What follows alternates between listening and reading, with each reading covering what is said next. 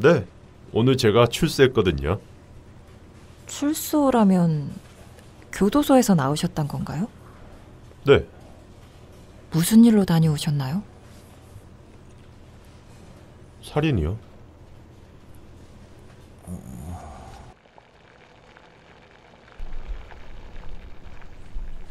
안 되시고 뭐 하세요? 다 읽었어요. 작가님, 설명하자면 긴데. 뭘 길게 설명해. 고1 때 같은 반 친구 죽여서 깜빵 다녀온 거예요. 그렇군요. 고1 때. 그냥 적당히 둘러댈 걸 그랬나. 괜히 작가님 밥맛 떨어지게 한 것 같네요. 아니에요. 놀란 건 사실이지만 원래 같이 식사할 때 이런저런 얘기 나누는 거죠. 왜네요? 같이 밥 먹고 있는 사람이 살인자란 걸 알게 됐을 때 저라면 바로 자리에서 일어났을 것 같은데. 저라면이라는 말이 좀 이상하긴 하네요. 진성아, 그만해. 저는 진성 씨가 지금 왜 이런 말을 하는지 알 것 같아요. 물론 제가 어설프게 넘겨짚는 걸 수도 있지만.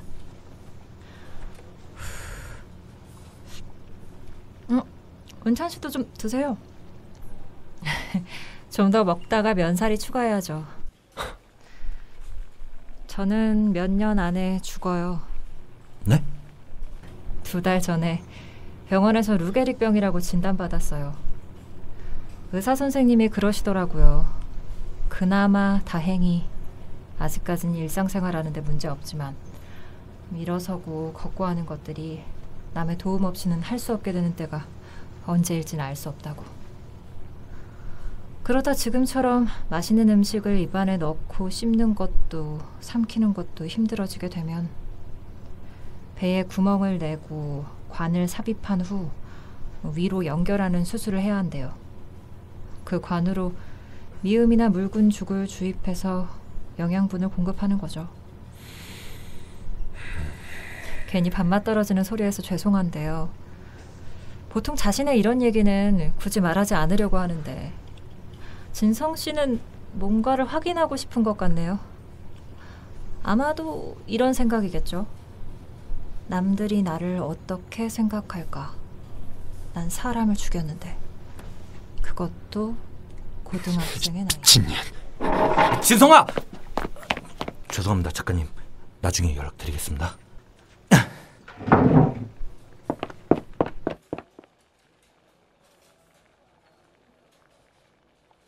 이렇게 많이 남기면 사는 사람 김새는데.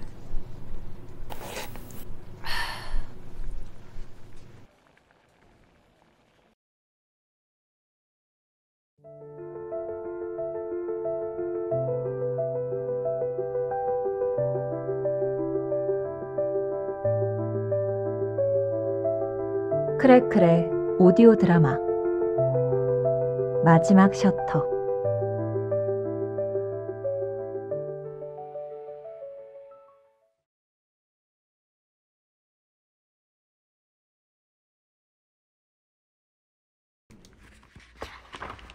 검사하기 전부터 말씀해주신 근력 저하, 근위축, 강직 증상부터 근전도 검사 결과도 그렇고 다른 질병일 수도 있어서 여러 기관을 거쳐서 검사해봤는데도 루게릭병 말고는 현재 상태를 설명하기 어렵습니다.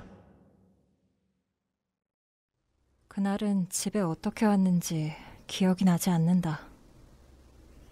반년 가까이 되는 검사 기간 동안 불안감은 점차 커져갔고 그날 의사 선생님의 시한부 선고와 다름없던 루게릭병 진단은 그 길었던 불안감을 마무리 지어 주었다.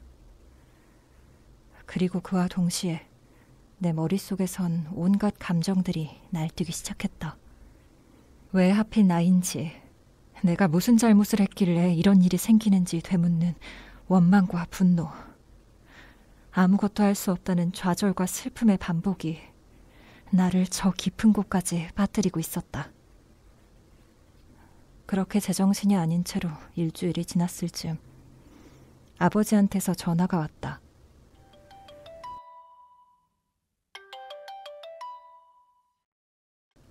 한동안 연락을 못했었는데 걱정이 되셨나 보다. 그래서 받지 않았다. 지금 아빠 목소리를 들으면 아무 말도 못하고 어린애처럼 울기만 할 텐데. 한없이 길게 느껴졌던 핸드폰 벨소리는 결국 멎었다. 하지만 아빠의 연락 덕분에 나의 방황은 정리될 수 있었다. 췌장암으로 먼저 떠난 엄마, 그럼에도 언제나 다정했던 아빠, 그리고 솔직하지 못했던 나. 이제서야 조금이나마 알 것 같았다. 내가 지금껏 외면해왔던 게 무엇이었는지.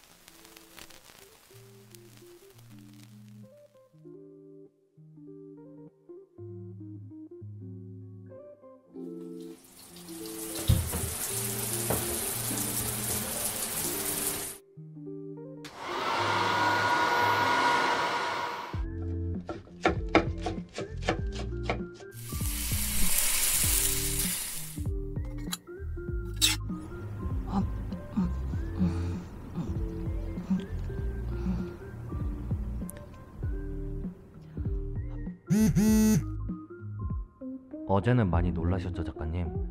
정말 죄송합니다. 경황이 없어서 제대로 사과를 못 드렸는데 드릴 말씀도 있고 문자로 사과드리는 건 예의가 아닌 것 같아 나중에 뵙게 되면 정식으로 사과드리겠습니다. 네.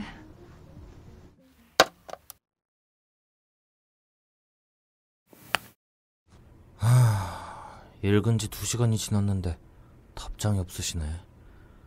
기분 많이 상하셨겠지? 응? 표정이 왜 그래요, 은찬씨? 네?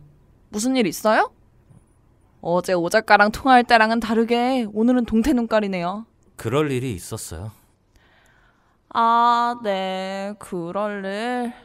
그러니까 그게 뭐냐고 물어본 건데. 그냥 제 친한 친구 둘이랑 저까지 셋이서 저녁을 먹었는데 그 둘이 아주 살벌하게 싸웠어요. 그 둘은 그날 처음 본 사이고요. 갑자기? 뭐 선 넘는 말이라도 했나? 한쪽이 먼저 공격적으로 말하긴 했죠. 아주. 그래서 다른 한쪽이 그에 응수했더니 자리를 박차고 나갔어요. 에이, 이거 술이 문제네. 아, 적당히 좀 먹지 그랬어요. 술 안 먹었어요. 근데 그 친구는 왜 그랬대요? 원래 그런 성격이에요? 아니에요. 원래는 엄청 조용하고 내성적인 친구인데 그럼 뭐 기분 나쁜 일이라도 있었나? 아님 은찬 씨나 다른 친구분한테 거슬리는 거라도 있었던 거 아니에요?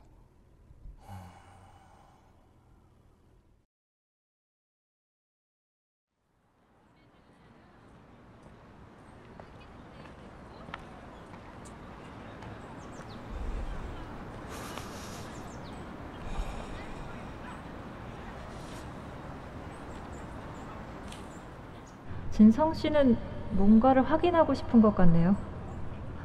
아마도 이런 생각이겠죠.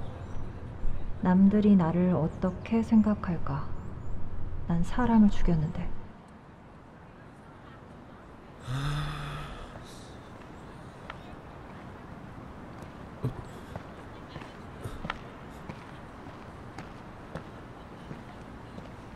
또 보네요, 우리. 어제 잘 들어갔어요? 네. 여긴 어쩐 일로? 루게릭병 환자에게 가벼운 산책 정도는 좋다고 해서요. 예전에 지나가면서 봤는데 이 공원 산책로랑 호수가 예쁘더라고요. 진성 씨는요? 머릿속이 복잡해서 산책이나 좀 하고 있었어요.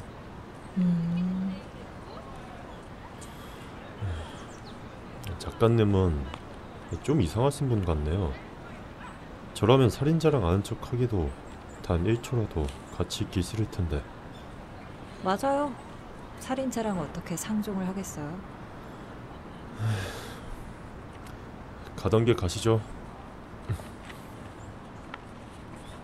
근데요, 진성 씨. 예. 진짜로 사람 죽인 거 맞아요?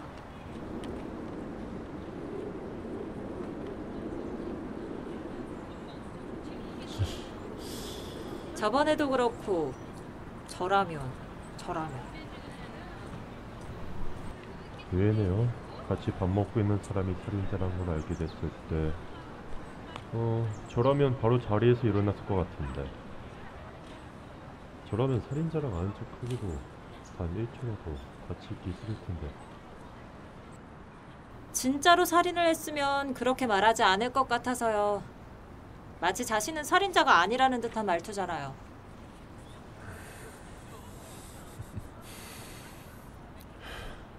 사고였어요. 네? 사고였다고요.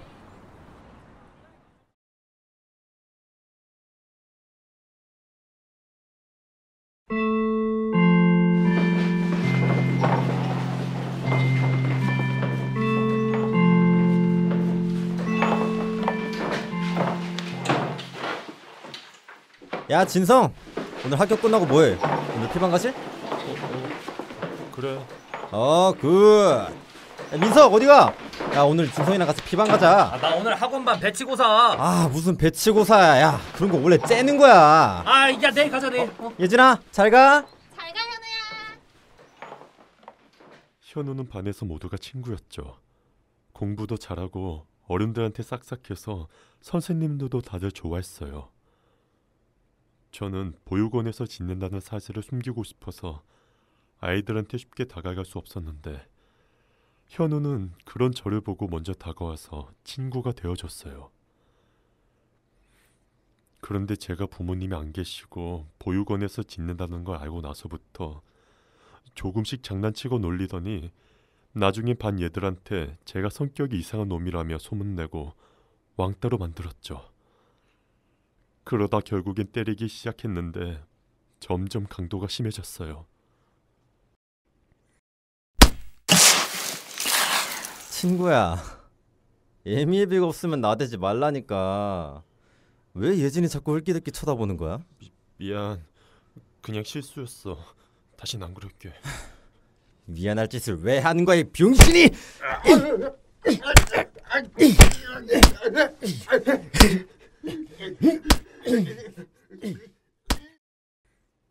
그 새끼는 자기 체면이 가장 중요한 놈이라서 아무도 보는 놈이 없는 옥상에서 매일같이 저를 죽어라 팼어요.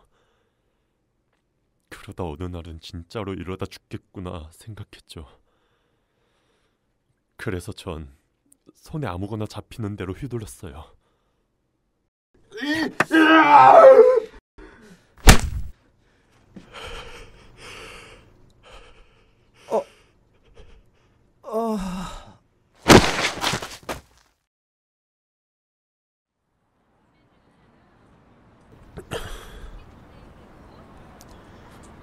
전 그대로 재판에 넘어가게 됐고 아무도 제 말을 믿어주지 않았어요. 반 친구들이고 선생들이고 다른 어른들 모두 그들이 보기엔 부모 없이 자라서 성격도 워낙 문침한 놈이 친구랑 싸우다 홧김에 죽인 거죠. 그렇게 살인죄 8년을 선고받았어요. 아까 사람 죽인 거 맞냐고 물어보셨죠? 네, 맞아요. 안타까운 사연이네요. 제 말 안 믿으시죠? 믿어요. 네? 믿는다고요. 근데 진성 씨, 제가 믿는다고 뭐가 달라지나요? 어차피 진성 씨는 앞으로도 처음 보는 누군가를 만날 때마다 어제처럼 안절부절하면서 억울한 살인자 히스테리 부릴 것 같은데.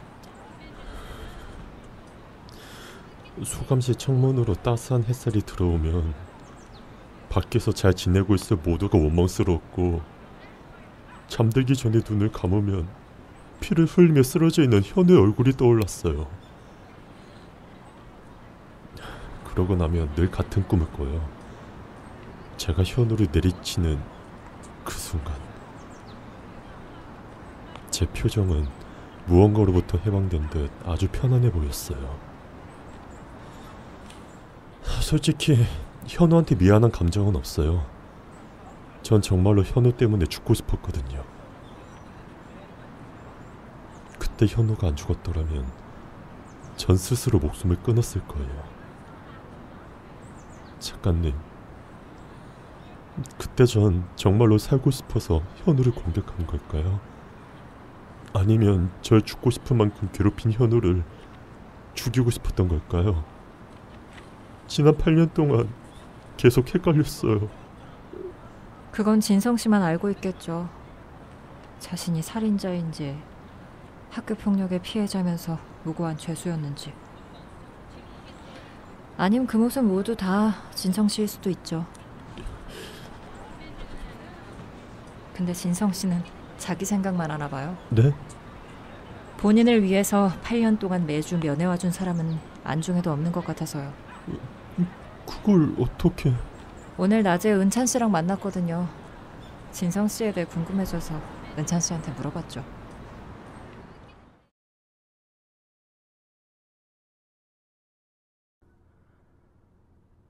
진성이가 보육원에 처음 들어왔을 때부터 느낄 수 있었어요. 부모한테 버림받은 아픔이야 저도 그렇고 거기 있는 친구들은 다들 있었지만 진성이는 세상 모든 슬픔을 짊어진 표정이었거든요. 건강한 것도 타고나는 게 다르듯이 진성이는 마음이 연약한 아이였어요. 상처를 받으면 거기서 쉽게 헤어나오지 못하는. 그 때문이었는지 다른 애들과 쉽게 어울리지 못하고 늘 구석에서 조용히 있었죠. 그런 진성이를 모른 채 할 수가 없어서 친동생처럼 챙겨주고 다행히 진성이가 조금씩 밝아지는 게 느껴졌어요. 제가 보육원을 나가야 할 나이가 됐을 때 진성이를 남겨두고 가는 게 걱정됐지만 제 수중엔 정착지원금 500만 원 남짓이 전부였어요. 그 돈으로는 고시원 생활도 빠듯해서 몇 년 동안 죽어라 일만 했죠. 간신히 숨 좀 트이려고 할 때 진성이 소식을 듣게 된 거예요. 전 무슨 일이 있었던 건지 진성이한테 직접 듣고 싶어서 면회를 갔어요. 그렇게 몇 년 만에 본 진성이는 보육원에서 처음 봤던 그때의 얼굴을 하고 있었어요. 버림받은 아이의 얼굴.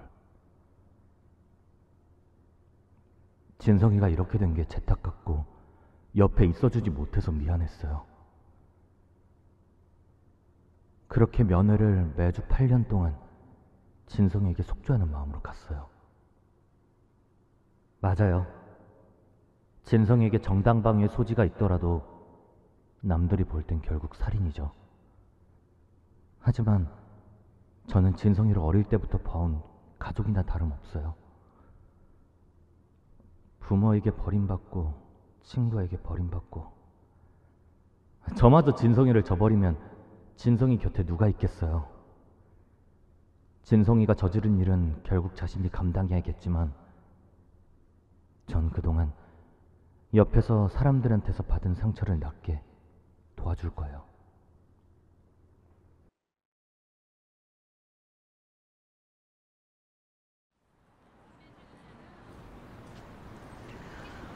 은찬 씨가 불쌍하네요. 진성 씨를 정말 가족이라 생각하고 진성 씨가 잘 지낼 수 있도록 옆에서 응원하고 함께 해주겠다는데 정작 당사자는 신경도 안 쓰고 골 부리고 있고. 출소하고 나서는 형을 위해서 멀쩡한 모습으로 다 극복했다는 걸 보여주고 싶었어요. 근데 막상 나와보니 살인자 딱지가 붙은 제가 잘 섞여서 살아갈 수 있을까 겁이 났어요. 말 그대로 번듯하고 성실하게 살고 있는 형을 보니 저한텐 더욱 일어날 수 없는 일처럼 느껴졌고요. 알아요. 저도 제가 지금 한숨에 미칠 것 같아요. 그냥 다 잊고 잘 살아가면 되잖아. 네 생각만 하지 말고 형도 생각해봐. 이 이기적인 새끼야. 근데 막상 현실과 조금이라도 부딪히면 싹 다 무너져 버려요. 진성 씨는 어린 나이부터 가슴 아픈 일도 많았고 감당하기 힘든 일도 겪으셨죠. 잘 이겨내고 멀쩡히 살아가는 게 버거운 건 당연해요. 하지만 그래야 해요. 바닷물을 늪에 빠져서 계속 허우적대기만 하다간 진성 씨뿐만 아니라 그 옆에서 진성 씨의 손을 꽉 잡은 은찬 씨까지 둘 다 빠져 죽어요. 진성 씨, 우선 어떻게든 빠져나와요. 힘들 거예요. 저도 불과 한 달 전까진 그랬으니까. 그 맘 알아요.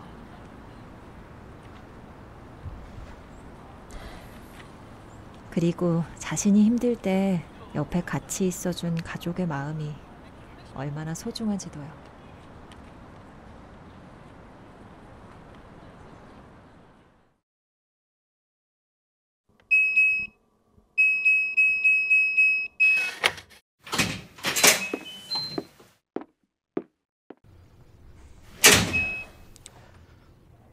야, 진성아.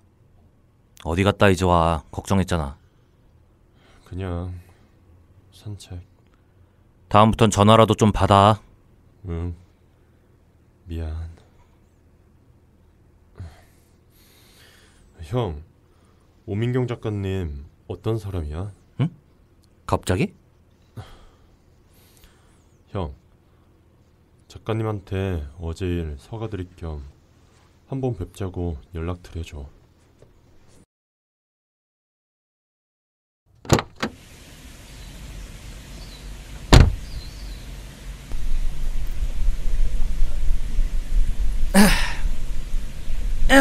그나저나 완전 의외인데요.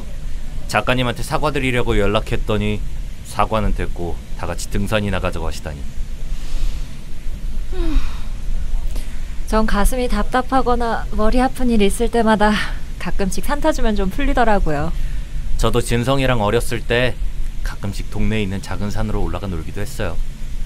돈이 없으니까 다른 애들은 오락실에서 놀거나 장난감 가지고 놀 때 저희는 산에서 모험하듯이 놀았죠. 간만에 그때로 돌아간 것처럼 여기 등산로도 한바탕 누비시는 건 어떠세요? 저희가 놀러 다니던 산보다 여기가 몇 배 정도 크지만 재밌겠네요. 근데 작가님 정말 괜찮으시겠어요? 아직 초기라고는 하지만 루게릭병이시면 무리하면 안 되는 거 아니에요? 맞아요. 그래서 전 케이블카 타고 올라갈 거예요. 네? 네? 마음 같아선 저도 함께 하고 싶지만 요즘 따라 점점 몸이 무거워지고 쉽게 피로해져서요. 그럼 저랑 형은 먼저 출발할게요. 올라가는데 최소 1시간이라고 하니까 작가님은 밑에서 천천히 둘러보다 오세요. 그럴까요? 사실 여기 되게 간만에 온 거거든요. 저도 형이랑 산에 오르는 건 진짜 오랜만이에요. 자, 가자 진성아. 그럼 위에서 만나요 작가님.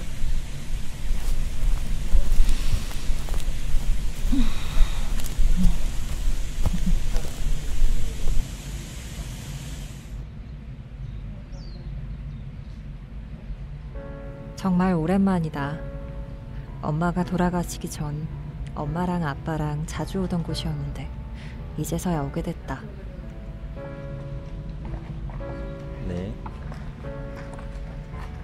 성인은 9,000원입니다.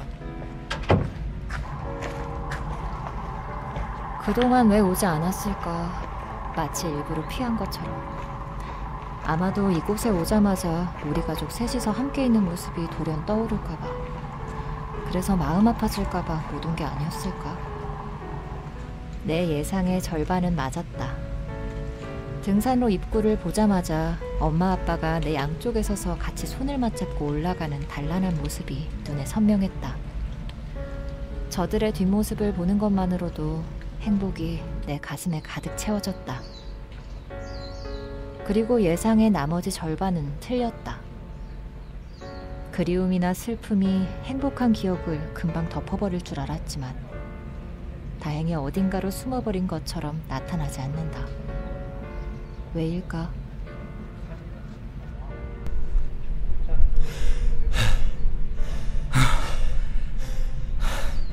야 김진성, 조금만 쉬었다 가자. 왜 형? 요새 왜 이렇게 약골이 됐어?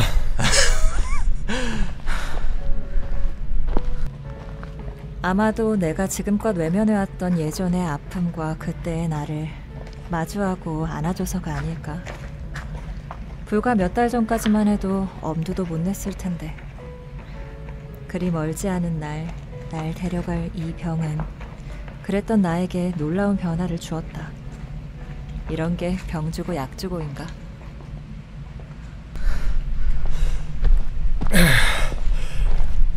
살다 보면 그럴 때가 있다. 나를 둘러싼 것들이 어느새 나를 무겁게 짓눌러 숨쉬기조차 힘들어질 때가.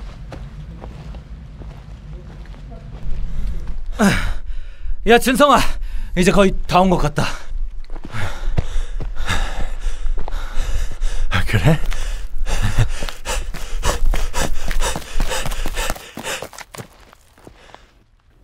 그 순간 내가 쓰러지지 않게 옆에서 나를 지탱해주는 마음들이 얼마나 눈물나게 감격스러운 것인지 이 몹쓸 병이 새삼 느끼게 해줬다. 탔다. 많이 힘들었죠? 올라오느라 고생하셨어요. 갑자기 무슨 사진이에요? 진성 씨의 지금 이 모습을 찍으면 좋을 것 같아서 같이 등산하자고 한 거였어요. 그래서 여기 오자고 하신 거였군요. 가방에 물이나 손수건 같은 게 들어있을 줄 알았는데 카메라였네요.